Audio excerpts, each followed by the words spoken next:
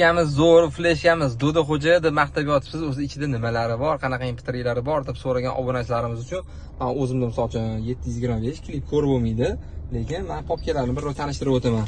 Mana hop, klassik versiyadamiz hozir.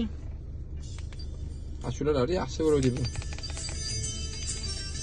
Hop, retro, Euro, hop, Rossiya hit, UZB retro.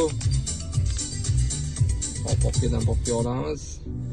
Rossiya terma, UZB terma, Vostok, Zarubejnev, Rossiya, O'zbeknev, Aralash tako'ylari bor. Har bitta popkaning ichida normalniy ko'p ashula.